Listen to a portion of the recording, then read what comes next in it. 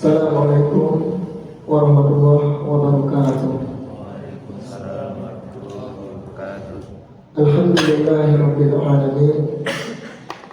Wa bihi nasta'in ala umuri dunya waddin. Asyhadu an la ilaha illallah wahdahu la syarika lah. Wa asyhadu anna Muhammadan abduhu wa rasuluhu alladzi la nabiyya ba'dah. Salawatu rabbi wa salamuhu wa barakatuhu alaihi wa ala alihi wa sahbihi ajma'in, amma ba'du. Baik ayyuhal ikhwah rahimani wa rahimakumullah jami'an. Alhamdulillah, di malam hari ini Allah Subhanahu wa taala kembali mengumpulkan kita di Majelis Al-Ilm. Kita bersama-sama untuk mempelajari ilmu bahasa Arab yang merupakan kunci dari seluruh ilmu. Oleh sebab itu Al-Imam Syafi'i rahimahullah ta'ala pernah mengatakan, man tabahhara fin nahwi uhtudiya ila kullil ulum. Barang siapa yang menguasai ilmu nahwu, maka dia akan menguasai seluruh bidang ilmu. Karena semua ilmu, mulai dari ilmu tafsir, ya, ilmu fikih, kemudian usul tafsir, kemudian ilmu-ilmu yang lainnya, dan kitab-kitab para ulama berbahasa Arab. Maka kuncinya adalah dengan mempelajari ilmu bahasa Arab. Kemudian seorang talibul ilmi akan bisa masuk, ya, ke cabang-cabang al-ilmu. Dan yang terlebih dari itu semuanya, ikhwan, kita niatkan, ikhlaskan karena Allah Subhanahu wa taala. Karena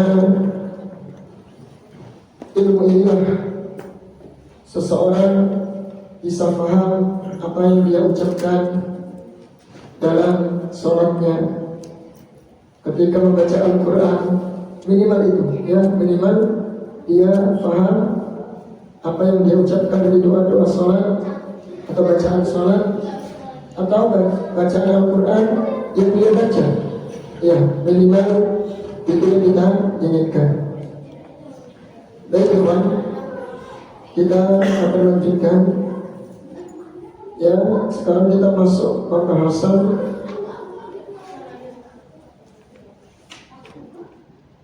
bagian kedua, ya, yaitu qawaidun nahwi. Nanti selesai, ya, pembahasan qawaidus sharaf. Nah, istimewanya kitab ini, ya, terkumpul dua pelajaran di sini. Ada sharaf, ada nahwu, atau nahwu dan sharafnya dalam satu buku. Jadi separuh dibahas sharaf, separuhnya nahwu. Jadi tidak komplit seperti ini. Kan biasanya kitab-kitab yang lain terpisah, sharafnya sendiri, nanti nahwunya sendiri. Atau kalau baca kitab Jurumiyah, itu hanya nahwunya saja, ya, sharafnya nggak ada. Ya, tapi istimewanya kitab ini terkumpul semuanya. Ya, walaupun ringkas, tapi mencakup dua bidang ilmu, nahwu dan sharafnya, gitu ya. Dan kita sekarang akan masuk di bagian kedua tentang qawaidun nahwi, kaidah nahwu. Ini, kawan. Jadi nahwu ini nanti, kalau sharaf, kalau dulu mempelajari perubahan atau pembentukan setiap kata atau kalimat dalam bahasa Arab. Ya, satu kata dipalingkan menjadi beberapa kata, kemudian menghasilkan makna yang berbeda. Itu sharaf, ya, memalingkan, ya, dari satu kata ke kata-kata yang lain, entah itu dengan menambahi atau mengurangi. Kita sudah sering tasrif ya. Nasoro bisa jadi nasirun, bisa jadi mansurun, bisa jadi unsur, macam-macam ya. Itu punya makna yang berbeda. Satu kata dipalingkan menjadi beberapa kata menghasilkan makna yang berbeda. Itu untuk sorotnya ya. Nah nanti ini nahwu ini teman, perbedaannya. Nahwu itu kita akan menganalisa akhir atau i'rab setiap kata dalam bahasa Arab. Kenapa dibaca dhammah marfu? Kenapa dibaca nasab fathah gitu ya? Kenapa dibaca jar? Gitu ya. Seperti sama dalam kasus i'rab pada fi'il kemarin. Cuman bedanya kalau fi'il itu nggak ada jar ya, nggak ada kasar. Dia ini jazm. Kemarin ya. Nah nanti untuk nahwu ini fokus kita menganalisa. Nah, kita jadi tahu ya Pak, dibaca din atau dan, Muhammadun, Muhammadan atau Muhammadin. Itu bisa ketahuan dengan kaidah ilmu nahwu. Ya, kalau kedudukannya sebagai mubtada atau khabar maka dibaca Muhammadun, kayak gitu. Kalau di awal huruf jar dibaca Muhammadin, jadi apa ya? Kalau dia sebagai objek atau maf'ul bih dibaca Muhammadan. Nah ini akan dibahas dirincikan dalam pembahasan nahwu. Nanti akan dikelompokkan, insyaallah dikelompokkan mana isim-isim yang marfu'at, isim-isim yang dibaca rofat apa saja kelompoknya, varian-variannya siapa saja isim yang dibaca rofat. Nanti akan dikelompokkan isim-isim yang mansubat yang dibaca nasab atau fathah. Nanti yang terakhir yang ketiga isim yang dibaca jar jika seru apa saja. Ya, cuma yang jar lebih mudah ya. Cuma ada dua ya. Kalau enggak diawali jar atau apa sebagai mudhaf, ya itu paling mudah. Dan mungkin yang lebih kita dalami nanti di marfu'atnya, isim-isim yang marfu' sama yang mansubat. Nah itu banyak pembahasannya insyaallah ya. Baik. Coba kita lihat di muqaddimah halaman 55.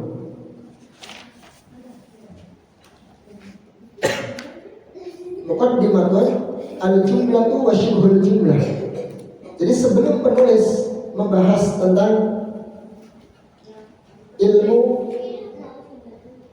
atau i'rab ilmu nahwu, i'rabnya isim atau pembahasan nahwu secara khusus, beliau akan mengingatkan kembali tentang susunan kalimat dalam bahasa Arab.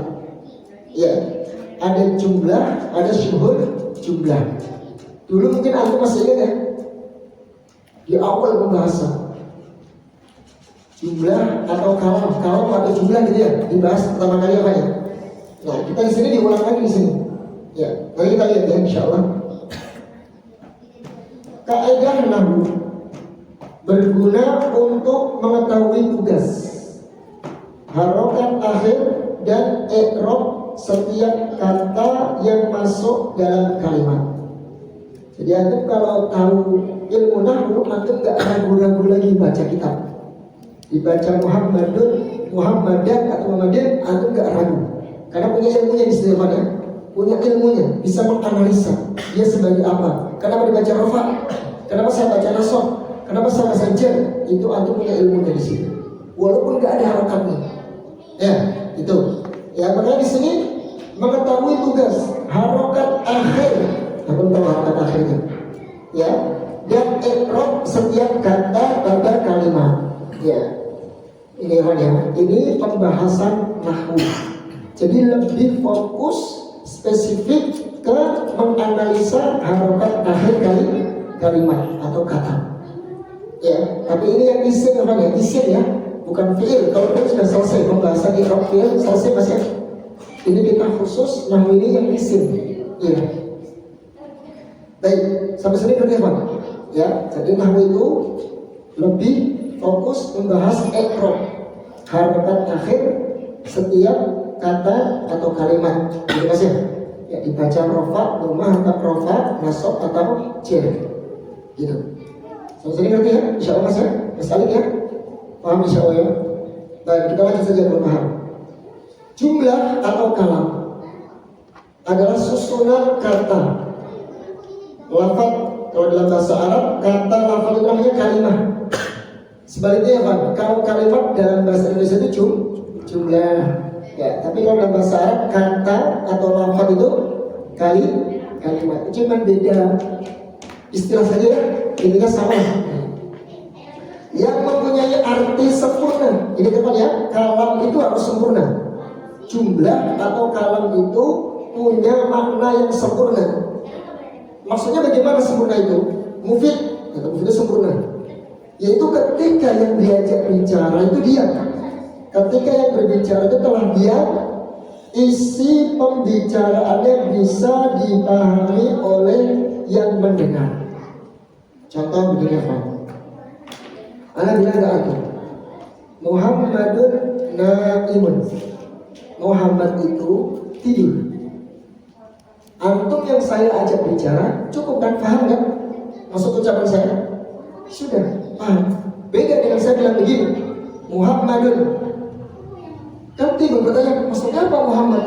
Belum ada keterangannya. Ya, tidurkah? Bermainkah? Ya Mas ya. Nah itu belum sempurna kalau seperti itu. Ya makanya di sini Pak, sebagian ulama jelas sedikit ya Pak ya. Karena jelasin tentang kalam ya. Definisi dari ini ya, dari kitab lain ya, dari kitab mungkin Jumiyah lah kita bahas gitu.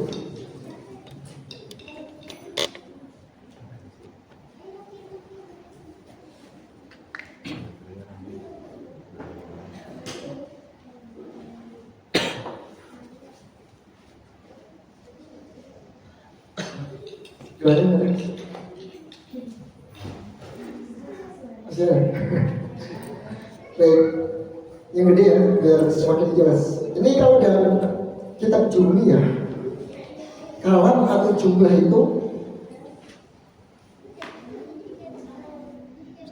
al-jumlah itu huwal lafzu atau al-kalamu ya. Yang namanya kalam ya Pak, huwal lafzu. Pertama, al-lafzu. Apa sih lafaz ya Pak? Terlafadzkan, ya, harus bersuara.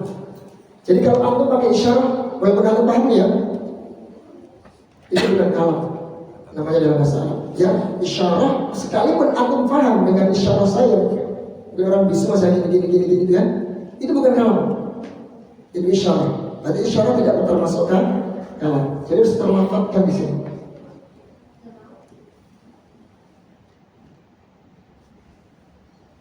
Al-mufid, al-murakkab apa? Yang kedua al-murakkab. Murakkab harus tersusun dari dua kata atau lebih. Tersusun dari dua kata atau lebih ya, kayak tadi Muhammadun naimun, Muhammad tidur. Ini sempurna sudah, kalimat ini sempurna. Karena yang saya ajak bicara dia paham. Kecuali saya bilang begini, apabila Ustadz datang, berhenti sebegitu ya. Apabila Ustadz datang, maka orang yang saya ajak bicara masih bertanya-tanya, masih maksudnya gimana? Nah ketika saya tambahkan an-sotat kalami, apabila Ustadz datang, para siswa terdiam, itu kan sempurna. Tapi kalau saya tidak tidak menjelaskan apabila Ustadz datang begitu doang, berarti sampai situ, ini nggak sempurna ya. Sekalipun terdiri dari dua kalimat atau lebih, harus tersusun ya. Makanya di sini kata Ibnu Ajurrum ini ya, harus pertama terlafadzkan, yang kedua tersusun dari dua atau lebih ya, atau lebih lah, dua kata atau lebih. Terus al-mufid tadi yang dikasih di situ, al-mufid. Mufid itu mengandung faedah, jelas gitu, punya makna, ya, mengandung faedah.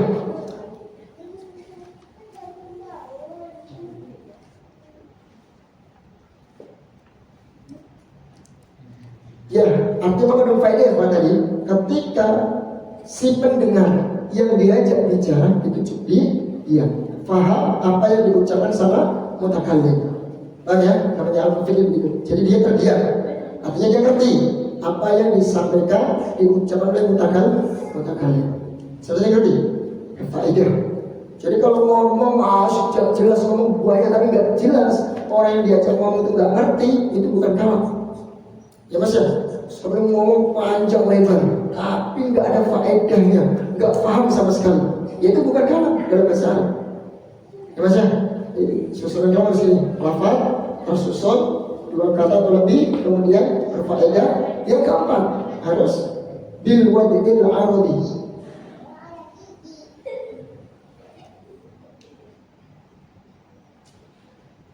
Harus kata yang digunakan adalah kalimat-kalimat bahasa Arab. Ya, wadil itu maksudnya yang diletakkan oleh orang Arab untuk menunjukkan makna tertentu. Contohnya mungkin kitab. Kitab itu kan dalam bahasa Arab kan buku kan. Orang Arab menggunakan kitab itu sebuah buku, lembaran-lembaran yang tersusun, itu kitab. Ya, contohnya hadoroh, kita sering baca ya hadoroh. Dalam bahasa artinya apa? Hadir. Nah itu ya. Jadi keluar itu dengan menggunakan lafaz bahasa Arab yang diletakkan oleh orang-orang Arab. Itu maksudnya. Selanjutnya apa? Inilah yang disebut dengan kalam. Ya, disebut dengan kalam. Ini secara umum ya. Ini kalau antum belajar jurumnya ada di sini.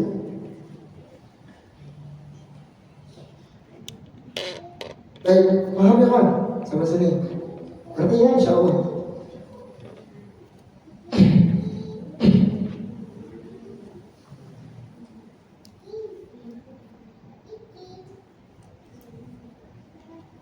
Ya, jadi arti kata mufid berfaedah tadi ya. Orang yang diajak bicara itu sudah paham, mudah ini, dan dia diam, tidak bertanya-tanya lagi.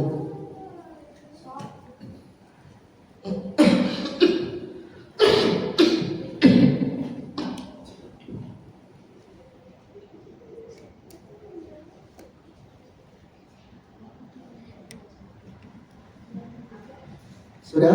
Sudah ditulis? Sudah masalah? Nah, kalau sudah kita lanjut ya. Kemudian ya teman, di sini penulis akan membagi bahwasanya jumlah atau kalam itu ada 2. Yang pertama jumlah ismiyah atau jumlah fi'liyah. Ya. Apa itu jumlah ismiyah? Jumlah ismiyah ialah jumlah yang diawali dengan isim. Jadi kalimatnya diawali dengan isim, Pak, bukan fi'il ya. Itu jumlah ismiyah. Gampangnya begitu lah. Jumlah atau kalimat yang diawali dengan isim. Contoh di sini, Pak. Nahnu mujahiduna. Nahnu isim atau fi'il? Ikhwan? Isim domir. Berarti ini jumlah apa? Ya, kalau di awal kalimat itu isim, itu adalah jumlah isim. Ya. Nahnu mujahidun. Kami adalah orang-orang yang mujahid, orang-orang yang bersungguh-sungguh berjihad. Ya, kami adalah orang-orang yang berjihad, para mujahidin. Kami adalah para mujahidin. Ini sempurna tidak, Pak? Sempurna, ya. Dia menerangkan kalau kami adalah para mujahid. Jelas kan? Yang diajak ngomong paham nggak? Kira-kira paham? Diam nggak? Ya diam. Jadi nggak bertanya-tanya lagi. Ya. Kemudian al-ilmu nurun. Al-ilmu isim atau fi'il? Isim. Tandanya berapa? Alif. Nah, berarti jumlah apa di sini? Jumlah ismiyah. Ya, kemudian ilmu itu adalah cahaya. Ya, cahaya. Ini ya, Pak. Karena dengan ilmu ini yang akan membimbing kita menjadi hamba yang taat. Makanya kalau ada orang yang berilmu, akhlaknya buruk, malah justru banyak melanggar aturan Allah, ketahuilah ilmu tadi gak bermanfaat. Ilmu bukan menjadi cahaya bagi dia, bahkan menjadi apa? Bumerang bagi dia. Makanya dalam hadis Rasulullah mengatakan Al-Quran hujjatun laka au alaik. Quran itu bisa menjadi hujah bagimu nanti di hari kiamat, atau justru sebaliknya menjadi bumerang bagi kamu yang akan menghujat kamu nanti. Ya, jadi ilmu begitu, bisa kembali memberikan kebaikan bagi hamba itu sendiri, pemilik ilmu itu sendiri, atau justru sebaliknya, ya, akan menjadi bumerang, azab dia nanti di hari dia kiamat. Nauzubillah. Itu mulia. Makanya orang yang berilmu itu harus selaras dengan perbuatannya. Iya, usahakan seperti itu. Kita berilmu, kita berusaha mengamalkan ilmu kita. Berusaha diamalkan. Iya, jangan sekedar hanya wawasan. Kalau wawasan, banyak orang pintar loh. Yang pintar ngomong, ChatGPT juga pintar ya. Iya, AI pintar ya. Tapi apakah itu bisa menjadikan dia baik? Tidak, melainkan dengan amal. Inilah buah daripada ilmu. Oleh sebab itu Imam Syafi'i pernah mengadukan jeleknya hafalan beliau kepada gurunya, yaitu Waqi' Al-Jabin Jarrah. Sambil beliau mengatakan, syakautu ila Waqi' an su'i hifdi. Saya pernah mengadukan buruknya hafalanku. Bayangkan ya, sekelas Imam Syafi'i tawadhu kepada bilangnya buruk hafalannya.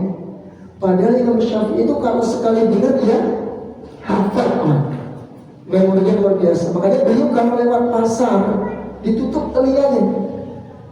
Kalau sekarang ini pakai handset mas ya, dia nggak mau ada suara orang ngobrol di pasar, mungkin musik atau apa, kemudian masuk dalam pikirannya, karena cepat nempel gitu. Tapi dia masih bilang, saya mengadu kepada guruku Al-Waqi' tentang buruknya hafalanku. Insya Allah tawadhunya luar biasa. Ya, sekelas Imam Syafi'i, bilangnya jelek hafalannya. Kemudian kata Imam Syafi'i, fa'arsyadani antarkil ma'asi. Kemudian guruku Al-Waqi' memberikan nasihat kepadaku untuk meninggalkan maksiat. Kemudian Al-Waqi' mengatakan, al-ilmu nur. Ketahuilah bahwasanya ilmu itu cahaya.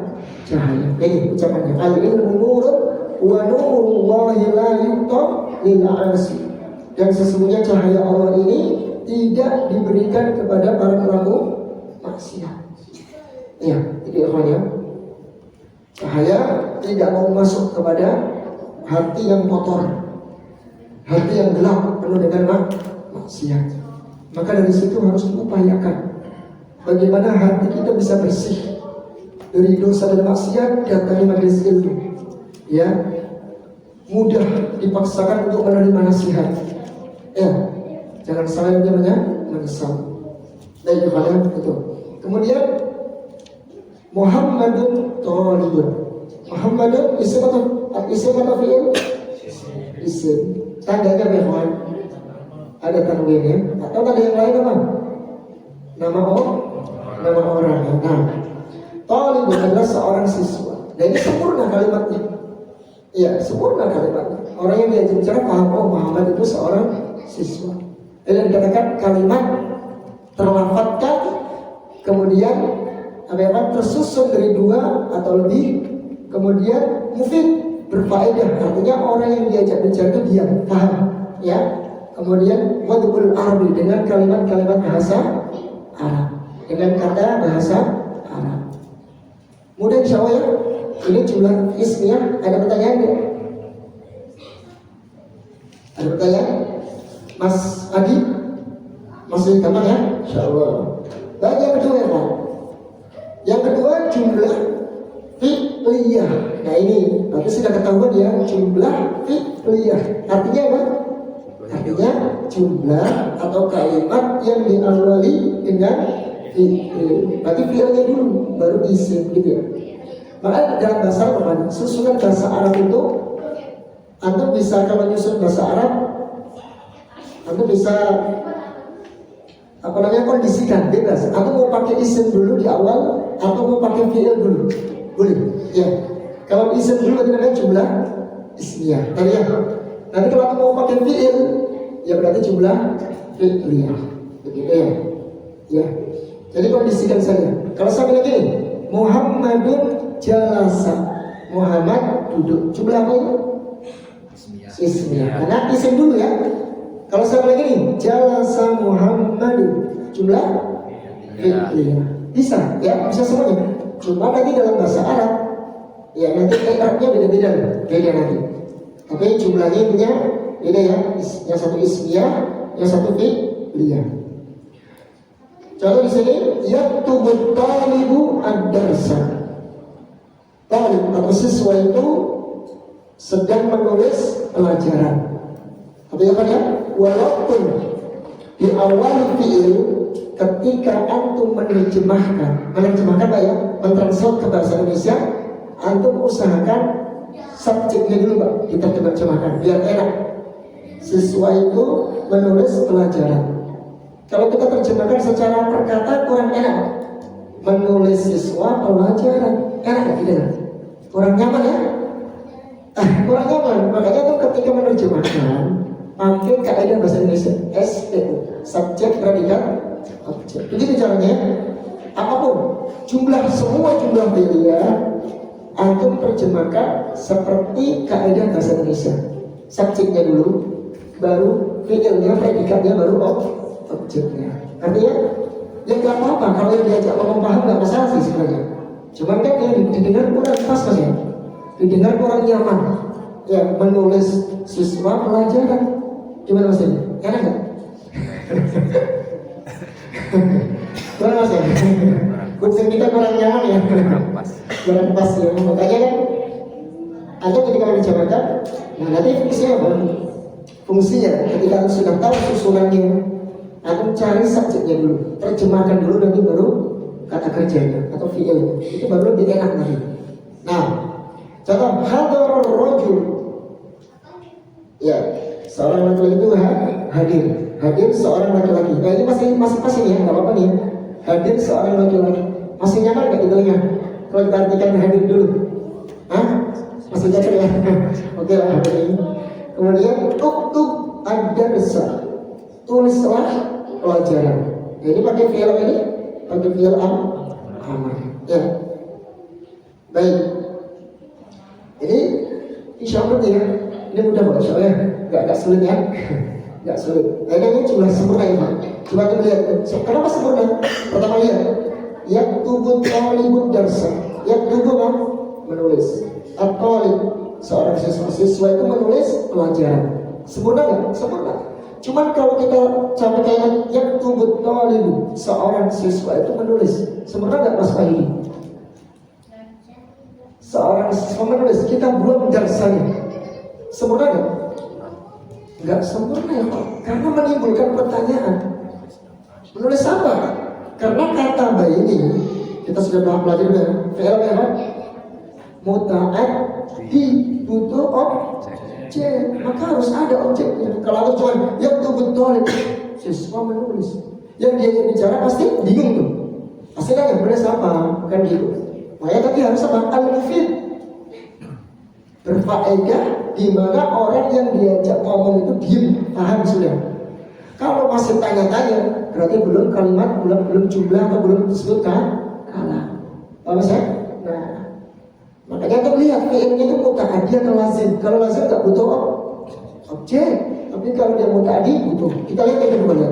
Hadarul rajul, telah hadir seorang laki-laki. Hadara muta'addi atau lazim?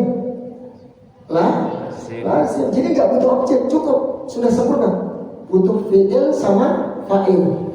Jadi cuma cukup subjek sama predikat saja udah. Yang diajak ngomong udah ngerti, oh hadir itu ya dalam bahasa Jawanya tak kok saya. Dia datang ya maksudnya ngerti lah orang ya. Terus uktub ad-darsa, tulislah pelajaran. Ya, kalau antum kalau baca fi'il amr berarti setelahnya harus sama sebagai objek, karena sudah terkandung di situ mukhatab, orang yang diajak bicaranya diperintah untuk menulis. Caranya, ya Aba Umar, uktub ad-darsa.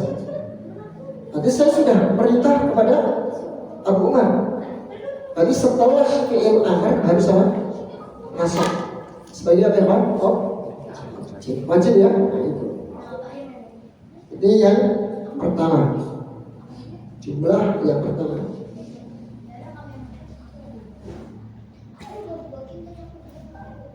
Kemudian yang kedua, ada istilah syibhul jumlah. Syibhulnya apa? Dalam bahasa Indonesia, syibhulnya menyerupai. Ya, menyerupai jumlah. Dia bukan jumlah ismiyah, juga bukan jumlah fi'liyah, bukan. Cuma menyerupai. Karena tersusun dari dua kata. Menyerupai saja. Apa itu jumlah syibhul jumlah? Ialah ungkapan yang tersusun dari dzaraf. Dzaraf sudah kita pelajari dulu ya. Keterangan waktu atau tempat. Kayak di depan, amama, fauqa, wara'a. Ini ya. Di belakang, di depan. Ya waktu zuhur, waktu asar. Itu lah, itu namanya dzaraf. Keterangan waktu atau tempat. Dan majrur atau mudhof ilaihnya. Dzaraf dan mudhof ilaihnya. Jadi dua kata ya. Nanti kita lihat. Atau jar dan majrur. Ingat ya, kalau disebut syibhul jumlah, ini ada dua susunan. Kalau enggak dzaraf sama mudhof ilaihnya, kalau enggak apa? Jar majrur. Contoh, fauqa syajarati. Fauqa dzaraf atau jar majrur? Jar. Fauqa dzaraf. Nah ini fauqa syajarati, di atas pohon. Ini namanya apa? Syibhul jumlah, menyerupai karena tersusun dari dua kata. Fauqa dzaraf, syajarah sebagai apa? Mudhof ilaihnya. Ingat ya, kalau ada isim jatuh setelah dzaraf harus dikasrah, dicek. Dia sebagai mudhof ilaih. Fauqa syajarati. Kemudian qabla dhuhri, sebelum zuhur. Nah ini yang dzaraf sama jarnya. Qabla itu kan sebelum. Keterangan apa ini? Waktu. Kalau fauqa di atas, keterangan tempat. Ya. Contohnya jar majrur apa? Fil manzili, di dalam rumah. Ini jar majrur yang jelas ya, fil jar. Manzil sebagai majrurnya. Karena tidak awalnya huruf jar, dia harus kasar juga. Alal maktabi, di atas meja. Ya, ala adalah huruf jar.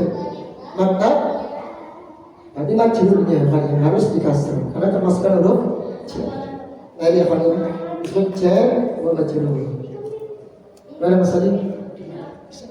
Udah azan ya? Nanti kita lanjut ya Pak ya? Ini belum jelas. Baik teman, mungkin sampai sini dulu. Karena sudah waktu masuk waktu isya ya. Subhanallah wa bihamdihi asyhadu an la ilaha illa anta astaghfiruka wa atubu ilaik. Assalamualaikum warahmatullahi wabarakatuh. Waalaikumsalam.